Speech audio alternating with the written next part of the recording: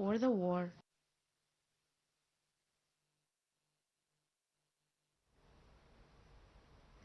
Britain set out plans to weaken the link between the cost of electricity and volatile gas prices on Tuesday, saying it would seek to force older wind and solar generators. Well, ladies and gentlemen, now live as Prime Minister Mustafa Madbouli attends the Finland-Egyptian Business Forum 2026. Your Excellency Dr. Alexander Stubb, President of the Republic of Finland, Your Excellency Dr. Mustafa Madbouli, Prime Minister of the Arab Republic of Egypt, Your Excellency, members of the Finnish and Egyptian cabinets, distinguished guests. In moments of global uncertainty, it is leadership that brings clarity and partnership that defines direction. Today, Egypt and Finland meet not just as partners, but as contributors to a changing world. It's my profound honor to welcome two leaders at the forefront of that change, President Stubb and Prime Minister Madbouli. Together, they represent a shared commitment to cooperation, resilience, and shaping the future of international engagement. Let's watch this short video highlighting the Egyptian-Finnish relations.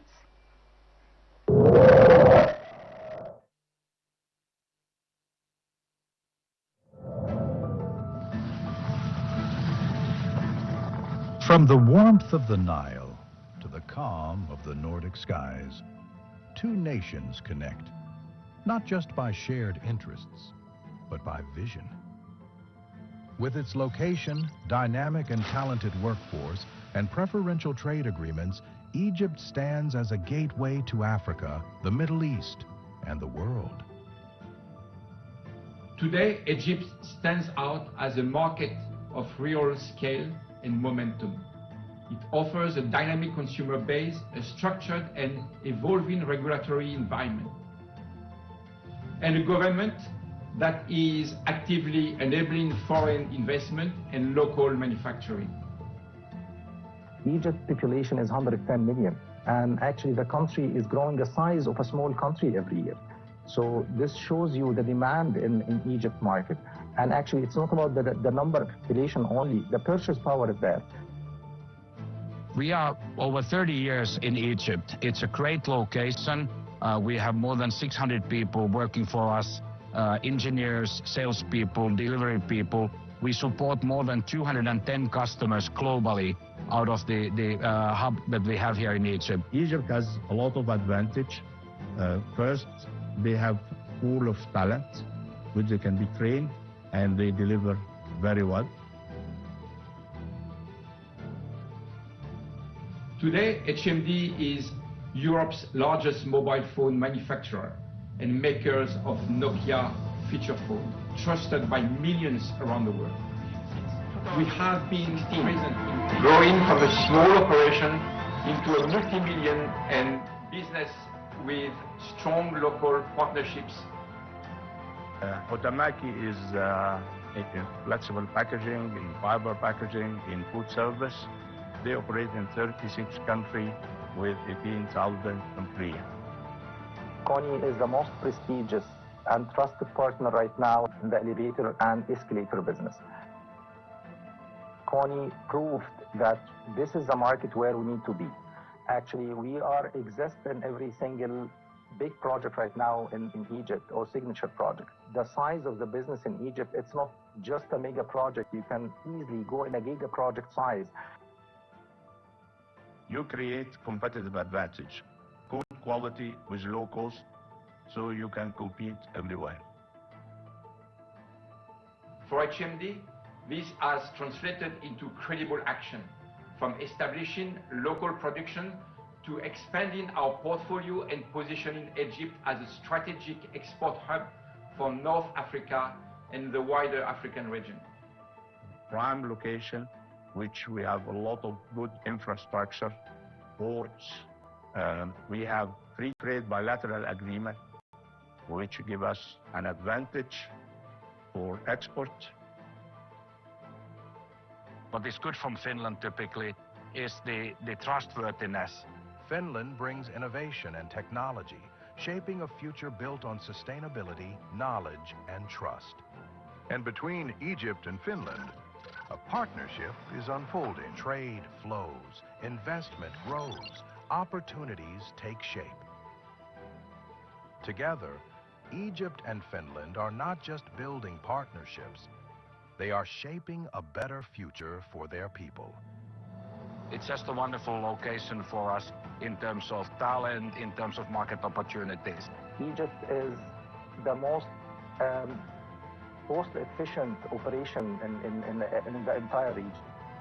Now my message to Finnish companies is simple. Egypt is not just a market. It's a strategic gateway with the right partnerships and a long-term perspective.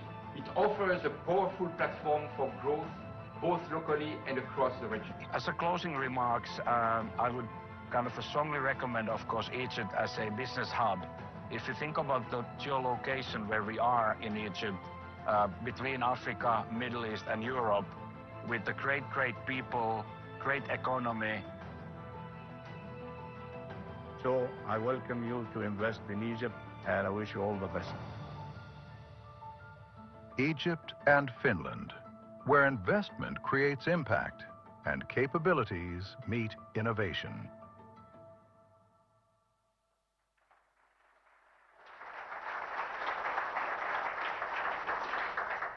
It's my honor to invite His Excellency Dr. Mohammed Farid Saleh, Minister of Investment and Foreign Trade, the Arab Republic of Egypt, for his speech.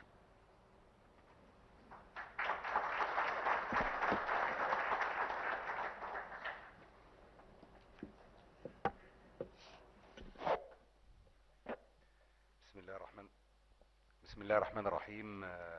Good evening, everyone. Your Excellency President Alexander Stubb, Your Excellency Prime Minister Dr. Mustafa Madbouli, distinguished guests, ladies and gentlemen. It's a pleasure to join you today. Let me begin with an observation. This forum in many ways resembles the early beginnings of great stories. Stories like Nokia, a company that started small, evolved across industries, and became a global symbol of innovation. But Finland was never a story of one company. It's the story of an ecosystem. It's the story, an ecosystem that produced not only Nokia, but also companies like Supercell, Entertainment, Rovio Entertainment, and Volt, and companies that started as ideas and scaled into global players. And that is precisely the point. We are not here to replicate a single success story. We are here to build an ecosystem, one that starts strong, evolves continuously, and ultimately goes even further. Because that we are witnessing in Egypt today is not just the emergence of companies, it's the emergence of a system that enables them. Egypt today is one of the most dynamic startup environments in the region. Across Cairo and beyond, a new generation of entrepreneurs are building companies that are not only serving local markets, but scaling regionally and globally. Startups, incubators, accelerators are no longer peripheral to the economy. They are shaping the future. From fintech and e-commerce to health tech and logistics, innovation is becoming a core driver for growth. We are already seeing the results, not just in ideas, but in value creation. Companies like Fawry and Value has transformed digital payments and consumer finance, reaching a market capitalization of more than USD 1 billion after the listing in the stock markets. Swivel became one of the region's most prominent mobility platforms, achieving a valuation of around USD 1.5 billion at its peak. And Visita has built a leading digital healthcare platform in the region with hundreds of thousands of patients and thousands of doctors on its network, supported by strong international investment. We are also witnessing the rise of new champions, companies that are operating in the fintech space, such as Olive, are preparing the next wave of innovation in that area. These are not isolated successes. They are signals of a broader transformation. According to recent analysis, Egypt ranks among the top startup ecosystems in Africa by deal volume. Venture capital investments in Egyptian startups have reached hundreds of millions of dollars annually. The number of active startups continues to grow, supported by a young, tech-savvy population. At the same time, the enabling environment is expanding. a growing network of incubators and accelerators, increasing availability of capital across all sectors and all stages of growth, stronger linkages between universities, research, and the industry. This is not accidental, it's the result of a deliberate policy direction and a market ready to innovate. We meet at a time of global transformation. Competitiveness today is defined not only by scale, but by agility, innovation, and adaptability. Egypt has recognized this shift. Our economic strategy is not only about reform, it's about enabling new engines for growth. We are creating the environment where ideas can be tested quickly, businesses can scale efficiently, innovation can translate into real economic value. Digital transformation is at the center of this effort, simplifying procedures, enhancing transparency, and reducing barriers to entry. What distinguishes Egypt today is not just potential, it is execution. We are actively addressing operational challenges, improving the investment climate, and aligning policy with the needs of businesses. Because startups do not grow in isolation. They require access to markets, access to capital, and a predictable regulatory environment. And this is exactly where our efforts are focused. In this context, the government is taking further steps to enable private sector investment and deepen the financing ecosystem. The ministry is working on the creation of specialized investment funds designed to address key gaps in the market. These include a dedicated fund to support the industrial sector with a focus on scaling production and enhancing local value addition. A series of funds targeting entrepreneurial ventures, providing structured financing across Series A, B, and C stages of funding, enabling startups not only to launch, but to grow, scale, and compete globally. In parallel, we are launching a trade tech sandbox, a controlled, innovative-driven environment designed to foster new solutions in trade and exporting. The initiatives will enable experimentation with digital trade tools, connect young exporters to global markets, leverage technology and data to reduce barriers and unlock new export opportunities. The objective is clear: to link innovation with trade and to connect Egypt's entrepreneurs directly with the global economy. Importantly, all of the above policies are already delivering tangible results. Recent data shows that private sector investment has risen to 58% of total investments in the latest quarterly figures, compared to levels that were hovering around 42% solely in the very near past. This is a clear signal that confidence is returning and that the private sector is taking the lead and that the direction of reform is translating into measurable outcomes. Egypt offers a unique proposition. It's not a market of over 100 million, it's a gateway to Africa, Middle East, and to global value chains. For startups, this means the ability to scale beyond borders. For investors, it means growth to scale. Within this context, the opportunity for cooperation with Finland is clear. Finland's strength in innovation, technology, sustainability complements Egypt's scale and entrepreneurial momentum. Together, we can support startups in scaling across markets, foster innovation in key sectors such as ICT, clean energy, and advanced industries, build partnerships that combine technology with market access. This forum should not be the end of a conversation. It should be the beginning of a tangible collaboration. To our partners from the investment community, whether you represent institutions such as TESI, KRR Fund for Funds, or leading venture capital firms like Lifeline Ventures and Icebreaker of Finland, we see you as key partners in this journey. We are ready to go further. We are ready to partner with you to de-risk your investments in Egypt through co-investment frameworks with the Sovereign Fund of Egypt and in collaboration with leading private sector venture capital firms operating. Because we believe that aligning capital with opportunity and sharing risk with credible partners, this is the fastest way to unlock the scale.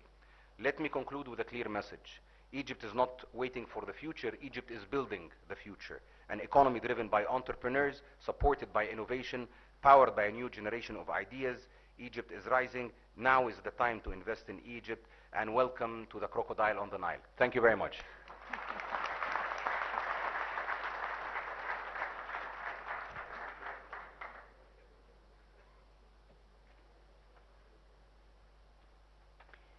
Thank you, Your Excellency, and now it's a privilege to welcome His Excellency Dr. Mustafa Madbouli, Prime Minister of the Arab Republic of Egypt, to deliver his speech.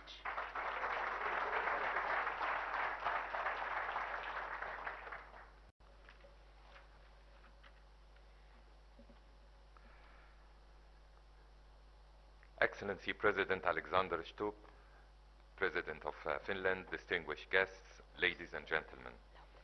It is a profound pleasure to welcome you all today to the Egypt-Finland Business Forum. This gathering is not merely a meeting of official and business leaders. It is a testament to the enduring friendship and the growing economic synergy between our two countries. Egypt and Finland share a vision rooted in innovation, sustainability, and mutual growth. While our geography differs, our ambitions align. Finland is a global leader in digital transformation, education, and green technology, while Egypt stands as a strategic gateway to the Middle East and Africa, fueled by a young population and a massive infrastructure overhaul.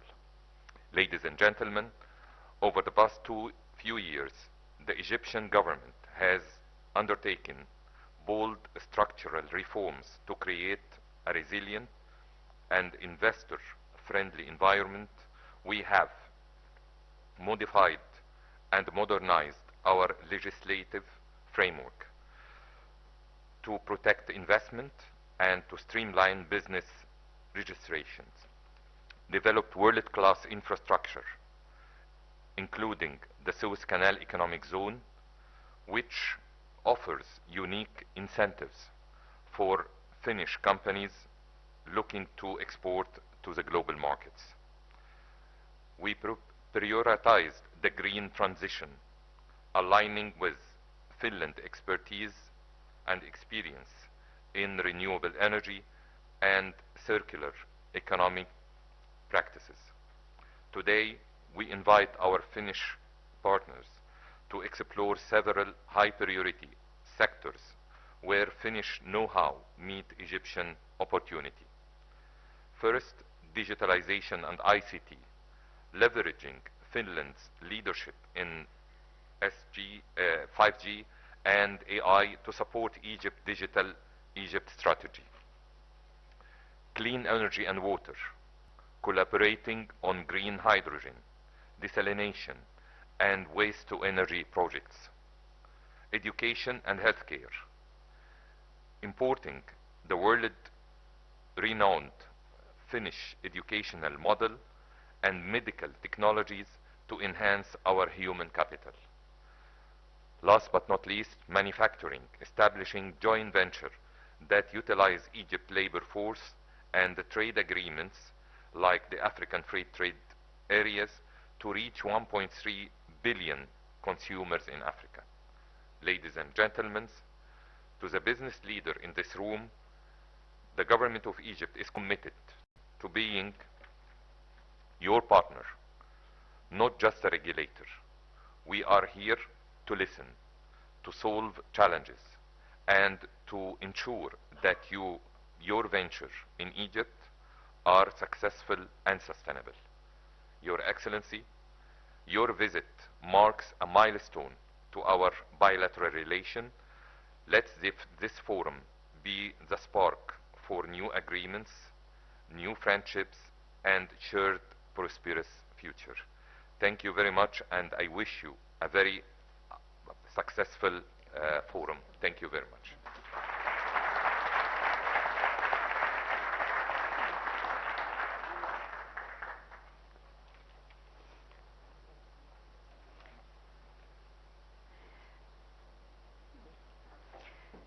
Thank you, Your Excellency, Dr. Mustafa Madbouli, for your speech that sets the stage beautifully for us to start our fireside chat with Dr. Stoop. So I'm honored to welcome His Excellency Dr. Alexander Stoop, President of the Republic of Finland, for the fireside chat that I will be moderating, and it's a privilege to have you with us.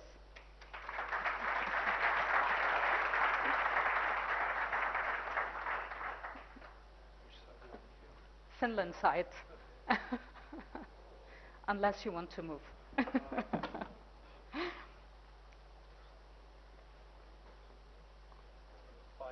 chat with flowers. Yes, how beautiful is this? So I heard that you'd like to be addressed as Dr. Stoop, not His Excellency. Why is that? I actually don't know what the doctor thinks. I did do a PhD, the but actually professor. I don't usually do the doctor thing. Just call me Alex, please. Okay, that's nice. So Alex, how are you doing? I'm doing good, thanks. Let us start with the big picture. In a world that feels increasingly fragmented, the partnerships among Egypt and Finland seem more relevant than ever. How do you see this relationship fitting in the global landscape? I actually think it fits quite well. I think we live in a world of disorder or an age of unpeace, where a lot of power vacuums are being filled by transactional deals and international institutions are sort of pushed aside. I think right now, to be honest, we feel a squeeze coming from the East, in our case, from Russia, and to a certain extent with a changing US administration. So I think now, instead of the East-West axis, we should connect North-South, and I think Finland and Egypt fit in this quite well. Funnily enough, even though we come from completely different geographic locations and we have a different history, right now if we're trying to solve conflicts, whether it's Russia's war of aggression in Ukraine or Iran or Lebanon or Gaza or the West Bank, they're all linked in one way or another. So I think actually the Middle East, this part of the world, and then Europe should connect. And there are countries that are what I would call problem solvers rather than problem causers, and I think Finland and Egypt belong to the problem solver gang, and that's why we should connect.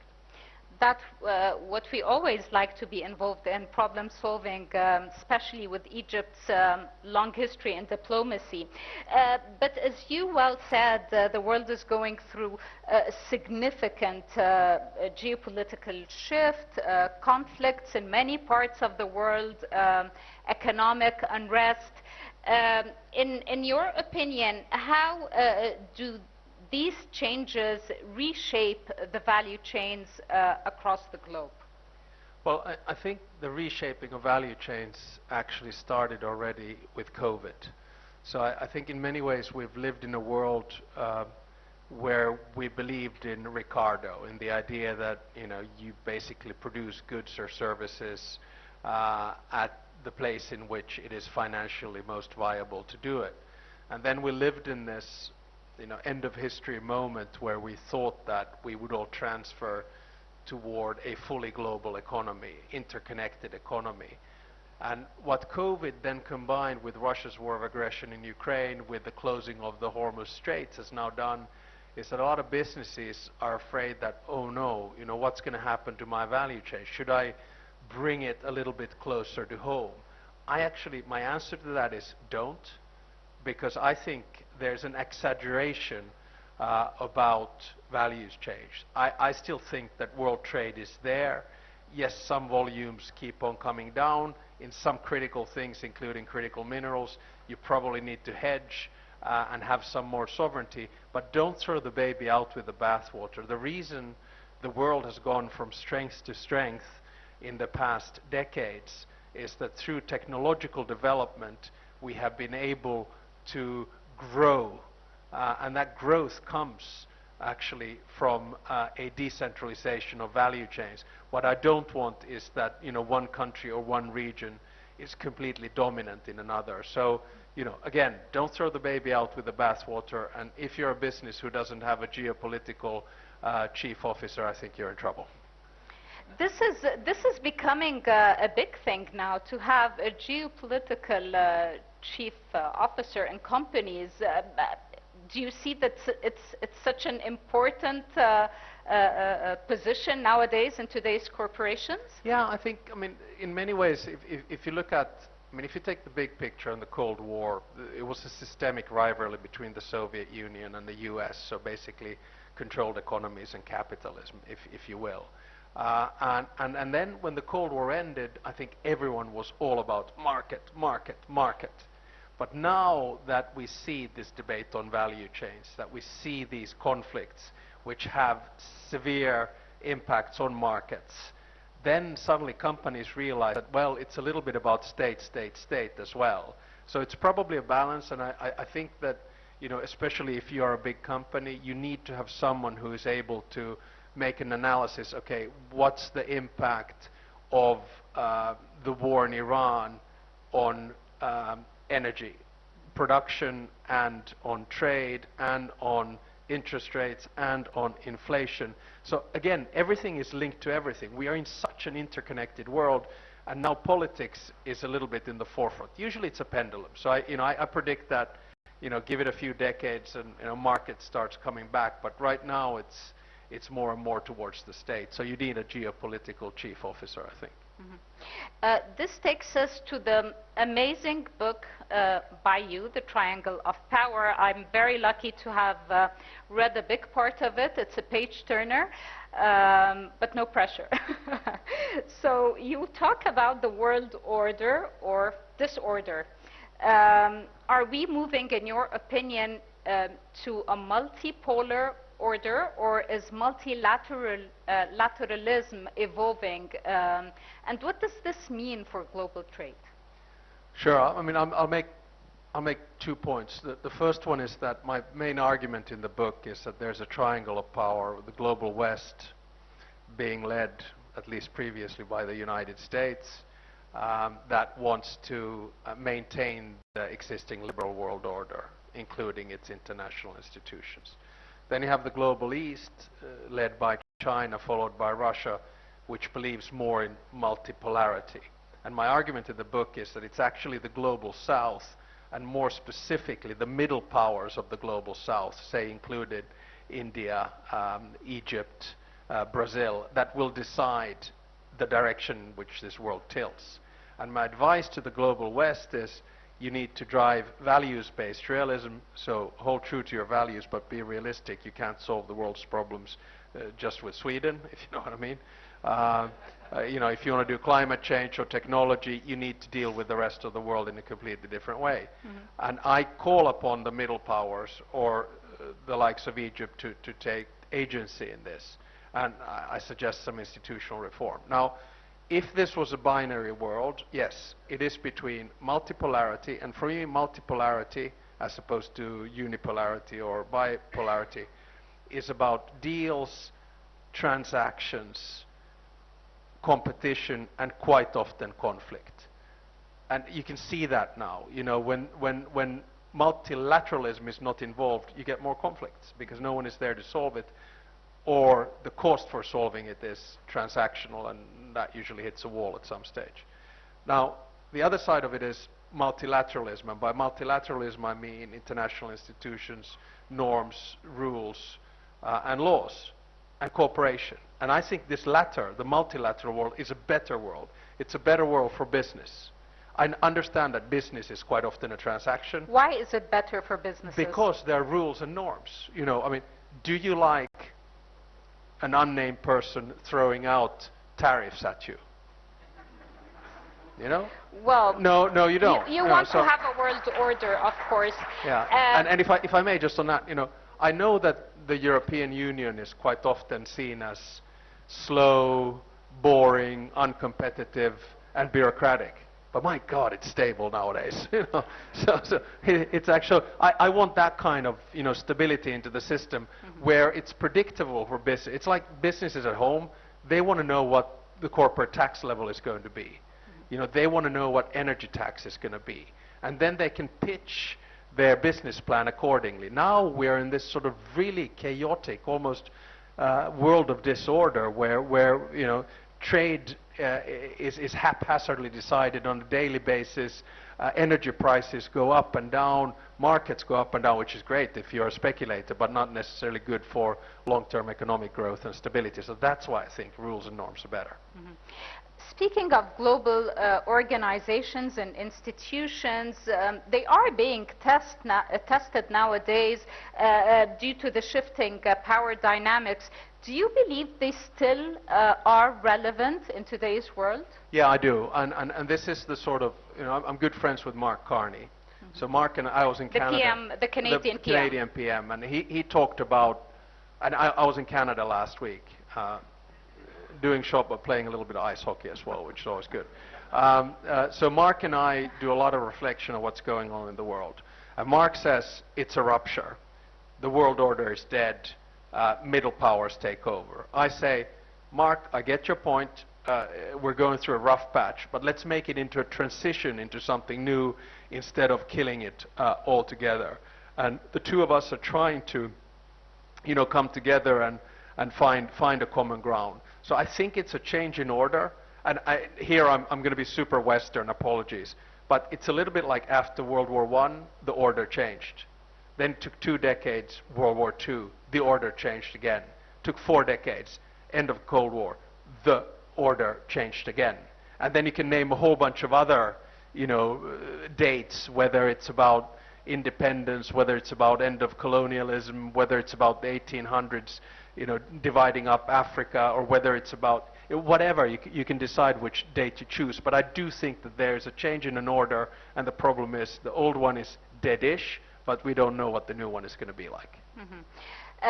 But you are optimistic about the role of the Global South, Egypt being part of it.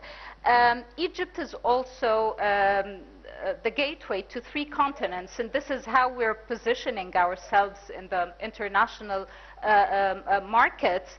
How can Egypt play a stronger role in strengthening resilience and also in economic stability within the region? Well, do what you're doing now. So I was in Egypt for the first time, and actually the only time, in 2009. I was Minister for Foreign Affairs.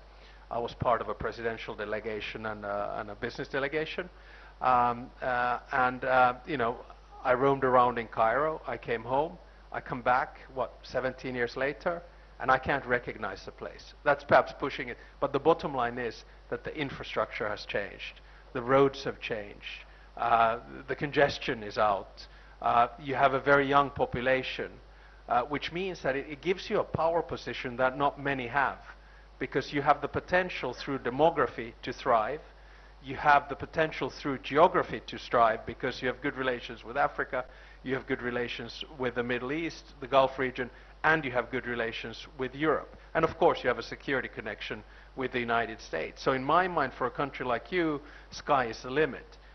We are a little bit old in Finland, and we're quite small, but we did this type of a burst of growth when the Cold War ended, and are still benefiting from it. But I think you right now are in the driver's seat, much like a country like India is in the driver's seat as well. The key is regional stability and cooperation, which then allows you to strive. And what are the lessons that we can learn maybe from the Finnish experience in that respect? Which sectors, in your opinion, should we focus on in the coming few years? Well, I'm not going to come from Finland to give lessons to one of the oldest and most sophisticated civilizations in history. Within the Finnish Egyptian, within the Finnish. Thank you for that. So. No, I mean lessons in the growth, in the speedy growth that Finland has achieved. Yeah, there's no sort of magic potion or one way to do it, because it's obviously country specific, it's culture specific, it's history specific, it's geography specific. But what happened to us, I would argue, when the Soviet Union collapsed and we had a serious banking crisis in 1991, we did 2 things which I think became a determining factor. One was a focus on research and development, even in a difficult moment. So we went down the tech path. Then to a certain extent, because of that, or despite of, we got quite lucky with Nokia. Nokia at some stage became 4% of our GDP, but we were very, tech driven. The second thing we did, which I think was even more significant, was we joined the European Union, which gave us access to, at the time, the largest internal market in the world. So you had this sort of entrepreneurial research and development, innovation, investment drive, combined with the institutional framework, which gave you an opportunity to work with it. That was the magic potion that we had. But if I were to name one thing that I think is always the driver of innovation and civilization, that's education, and that starts basically when you're born. That's a lovely message. Well, Finland is one of the happiest countries, if not the happiest country in the world. It's also ranked among the most innovative and sustainable economies, and many say that the reason for this is the educational system. How can Finnish strengths translate into concrete collaborations in Egypt, be it in education or business? Okay, actually, we have been the happiest country in the world and for what's happened? 8 years running. And I think probably the measurements are skewed a little bit in our direction, and if you said in the last survey that you were happy, that scores you a couple of points. So I hope that we stay ahead of Denmark and Iceland for a long time. But of course, if you were to sit in a bus in November in Helsinki, happiness is not exactly the sentiment that, you know, comes to mind. Neither sitting in a bus in the heat of the summer in well, Cairo. I'm looking at the roads now. They're doing quite well. So, but I do think the happiness thing comes from equality, it comes from education, national pride, these kinds of things. Now, where can we cooperate? Well, President El-Sisi and I had a long conversation. We spent the better part of 3.5 hours together today. And I've been Tell sitting... us more about that. Oh, yeah, well, and we've been sitting in the car with the Minister of Education for most of the day as well. So one of the things that we have agreed on is to work on education, you know, primary, secondary, high school, and university. Other cooperation that we have decided on have been pretty much along the fields that I have brought with me here with the business delegation. So forest industry, or then technology or ICT and digitalization, health and machinery. But I always say it's not the government that takes the business decisions, it's the government that opens the door. So now it's a question of implementation. But I do think that there was a sense of excitement today, both with the President and otherwise, and I hope that the people in this room will actually do the deals which then lead to growth beyond the 450 million that we trade already. Well, the business side here was very excited in the morning, and we've seen excellent experiences by the Finnish companies represented today. Let's move to your distinguished career across European and global institutions. What shaped your approach in leadership, and how can you navigate in times of uncertainty, especially the times we're living nowadays? I think probably what shaped me most was going to the United States to study when I was 21 years old. I had been an exchange student in the US, I had done my military service, but I was never very academically inclined. I actually wanted to become a golf professional. And I immediately realized that I wasn't good enough, and I got really excited about studying. And that sort of shaped my, I guess, thirst for knowledge and idea of curiosity. Whether that then translates into leadership or not, I don't know, but I come, I guess, from a very egalitarian background. So I believe in a flat leadership, in the sense that I don't like hierarchy. I like my team to challenge me. I like people to challenge, you know, my ideas. That's the only way in which I personally think I can develop. And I think leadership at the end of the day comes through example. So, you know, you can't say one thing and do something completely different. I'm super happy right now because the President of Finland is in charge of foreign policy and he's the Commander-in-Chief. So the starting point for my day is that most of the population wants you to succeed. It's kind of fun. Well, on this fun note, we end our quick chat. I hope it wasn't fiery or anything. Not at all. Thank you very much, Your Excellency, Dr. Alexander Stubb. Thank you. The President of Finland. Thank you. And actually, this concludes our session today. We'll take a picture and then I'll let you go. Your Excellency. Thank you.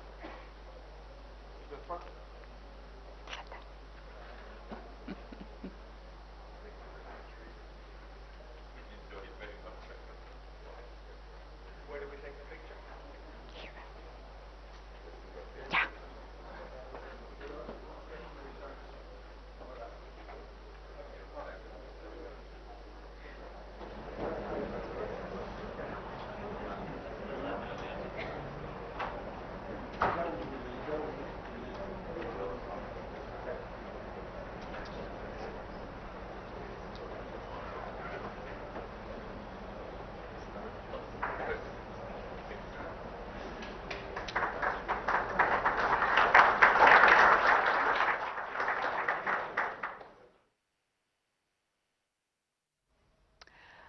Welcome back, ladies and gentlemen. Well, that was a session attended within the sidelines of the Egyptian-Finland Business Forum 2026, attended by Prime Minister Mustafa Madbouli, during which the Prime Minister delivered a speech before the session. He said that Egypt and Finland share the vision of sustainability and has many things in common ideas and point of views, and he said that Finland is a leader in information technology. The Prime Minister also said that the Suez Canal Economic Zone is attractive for investment and is open for investment. The Prime Minister also said that Egypt has promising investment opportunities. The Prime Minister also said that the Egyptian government is committed to being a partner to Finland, and he said let this forum be a spark for the new agreements that is going to be signed between Egypt and Finland. For his part, the Finnish president said that he still thinks the world trade is still there. He also added we are in such an interconnected world, and the Alexander Stubb, the president of Finland, also added that there is a triangle of power, the global West, the global East, and the global South. Also, the Finnish president said that deals, transaction, competition, and also conflicts determine how the world is being shaped. Well, please stay tuned, ladies and gentlemen, for more updates on Nile TV International. My name is Amal Mukhtar. Thank you for watching.